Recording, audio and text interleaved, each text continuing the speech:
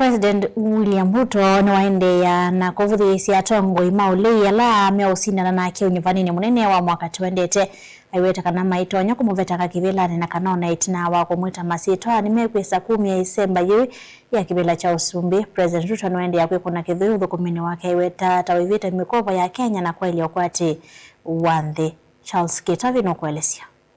Mara ya kwanza ni wakaribishe watu wa kutoka kaunti ya Marsabit hapa katika State House. Ainena kavindani kala wako manana tongoi kuma kaunti ya Marsabit. President William Ruto ni wende ya kuvuthisia tongoi maulei ala meusindana nake unyuvanuni munene ukite aiwe takanala mamwita masitwa ni mekwisa kuivetange sembani ye.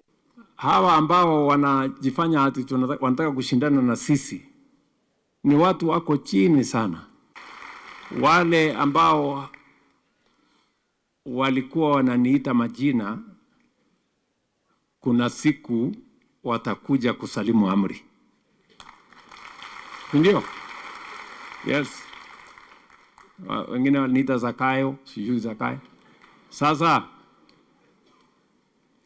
hiyo Zakayo waliniita, si watu vijana 1640 wanafanya kazi kwa affordable housing. Si tunajenga soko 500 Kenya. Si tunajenga hostels ya vijana wetu 1180. Tuendelee ama tuendelee? President Ruto wetaka nayo selelo tongo Kenya ya ikati wandhi thandatu ila siasa kwa mwani kuiva mikovo.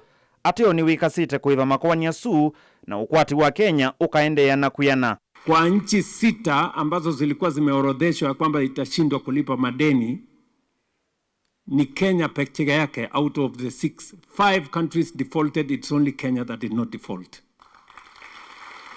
And today, uchumi yetu leo, tumefanya bidii. It is the 6th largest economy in Africa. We have reduced inflation. We have reduced exchange rates. Dollar ilikuwa 160 something, sasa dollar ni 129. We have made sure our economy is stable.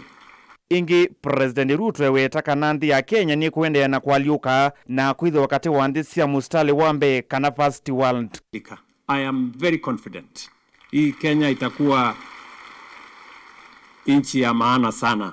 Na mkisikia kwamba tutakuwa first world in this generation, muzikwe na wasiwasi, tutakuwa first world. Amwe matongoi akuma Marsabit ni mamukathi ya President Ruto kwa kila maweta taudhuko meitenesa. Your Excellency, as a medical doctor, Your Excellency, as a member of health committee, I know that thing is very, very good and very useful. The young man who stood here and talked about his father, I have just him in my house. And I took after him, I looked after him. Your Excellency, anyone who thinks that shines on button must be not knowledgeable enough. Dili vote ya vilingi wa mwovo Mutongo TV, Neta wa Charles Kitavi.